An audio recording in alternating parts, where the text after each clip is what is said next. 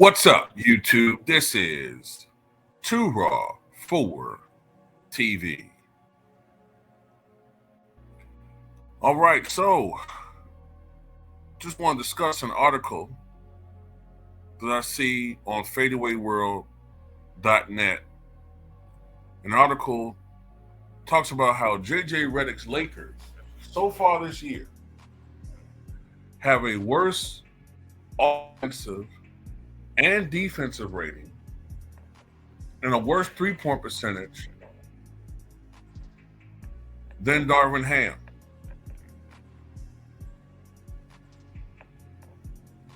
Now, it is, of course, a small sample size, but we've played about, 10% of the NBA season now. And it's just interesting because J.J. Redick, the brain, right, was supposed to use analytics and math to improve this team. That everybody talked about how Darvin Ham was trash, his coaching strategies, his style was just all wrong. Interesting how the press for Darvin Ham, just suddenly got very negative the minute it was reported anonymously, and not by the mainstream media, but reported through, independent circuits, that Darvin Ham wasn't on board with Bronny being part of the team. Then all of a sudden, Darvin Ham, who was a Clutch Sports client, remember? It was Clutch Sports. He was getting all this positive press at first. Then suddenly, as soon as it's reported that he's not on board with Bronny being part of his team, then all of a sudden he's the worst coach in the NBA. They said that he was the problem, even though it was reported in March of this year that the Lakers were going to retain him.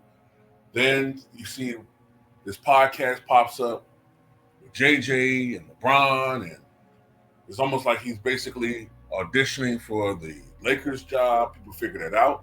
People aren't stupid. The campaign that pushed Darvin Ham out the way succeeded. He was fired. And then JJ was ultimately hired for one of the most storied franchises in NBA history. He becomes the head coach with no coaching experience. In the 2023-24 NBA season, the Lakers under Darvin Ham had an offensive rating of 115.9. So far this season, the Lakers have an offensive rating of 114.5. Last year, the Lakers had a defensive rating of 115.3. This year, the defensive rating has plummeted even further to 118.6. That's horrendous.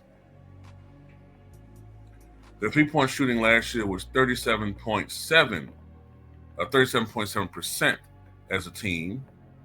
So far this year, three-point shooting is 34.4%. Last year, the team had 28.6 assists per game.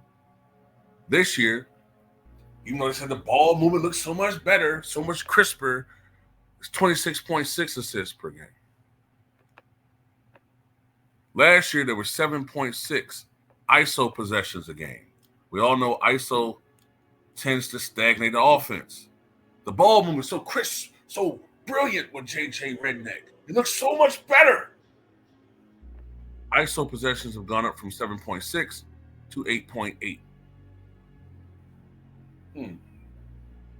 Once again, the rhetoric and the narratives don't match the reality of the situation and what the information tells us. It's been nothing but a misinformation campaign. We've all been saying this for quite some time. It's no secret. And at the end of the day, when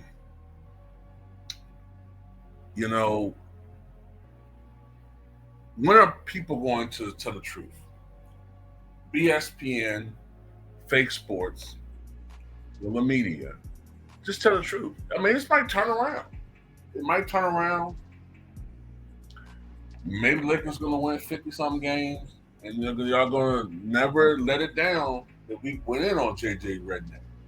But right now, they're not playing well. They're not playing well. Now, hearing excuses about, oh, they're on a road trip. Well, a lot of teams play road trips, and nobody used that as an excuse. That's part of the game. I'm tired of all these excuses for a certain team. For other teams, they're expected to endure hardship and still strive.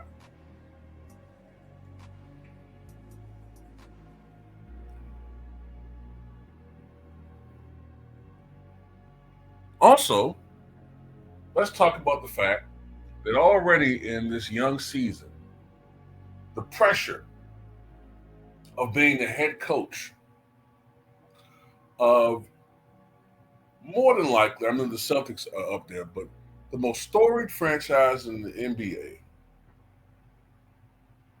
definitely the most successful franchise of the past 40 years. The pressure of being the head coach and having the microscope on him 24/7 and having microphones shoved in your face and cameras on him, the pressure is getting to JJ Redneck. See, it's so easy to sit on a goddamn podcast and critique others and, throw shade to coaches that's been doing this in the grind, in the mud for so long. Being a Monday morning quarterback and critiquing other people.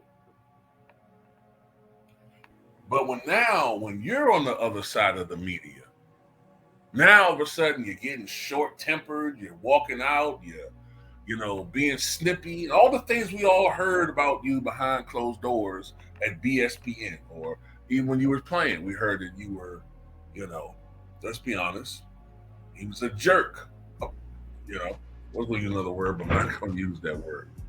Begins with PR and rhymes with lick.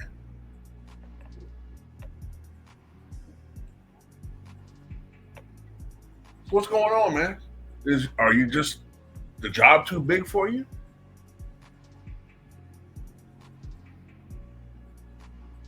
I mean, I hate to sound like I'm just Darvin Ham Homer, but I have to be because it don't make any sense. It doesn't make any sense. People are all over the place. They're all over the place. It's something else. I don't even think I have anything to do with race in it. Well, some of his fans it is because they're just buck dancers, okay? Self-hating buck dancers.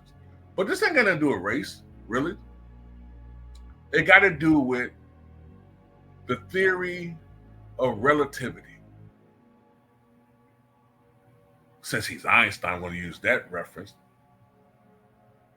They claim he's Einstein, smarter than Einstein. He's the Einstein of the NBA. They say the theory of relativity.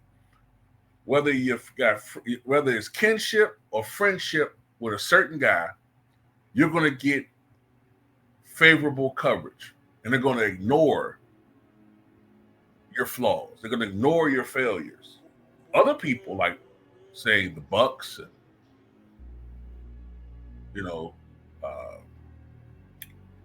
Doc Rivers, they're getting smoked, and rightfully so. Rightfully so, because they've been playing awful. But you notice you never hear any criticism from Lakers. You don't.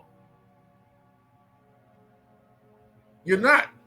If you are in good with a certain guy, you're never going to be really criticized by the media. And if there is that one daring reporter who dares to tell the truth, he's going to be ostracized eventually. You see Robert Horry on TV lately? Think about it. Anybody that's ever said anything critical about the product that they are supposed to be promoting, they get removed from television. Remember like 15 years ago, like 10 or 15 years ago in the NFL, Emmitt Smith was actually telling the truth and saying what he actually thought, and they got rid of him from the NFL Network. They don't want people that's actually telling you what they objectively think. They want people that's going to say what their bosses tell them to say. Sometimes people are taking positions they don't even believe.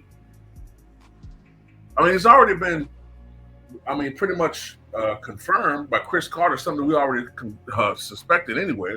These debates shows are rigged. It's like WWE is rigged and whatever, But yeah, man. What's going on, y'all? First you said it was Darvin. What the roster is Darvin. Now all of a sudden it's the roster now. So why was he fired? Just admit he was fired because he wasn't part of the program. He wasn't on par with the program. Just admit it. Just admit it. Okay? And this is why the Lakers franchise is a complete and total joke. They're a joke.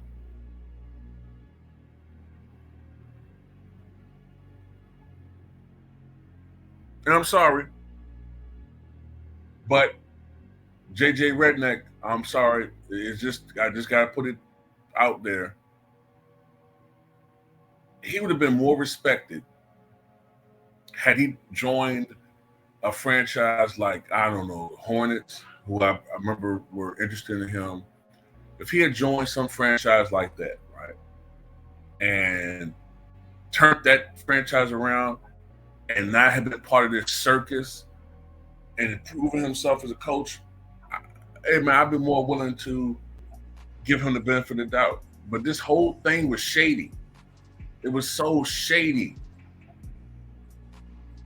And I'm not gonna let it down. I know other brothers ain't gonna let it down. The whole way they went about it was disgusting.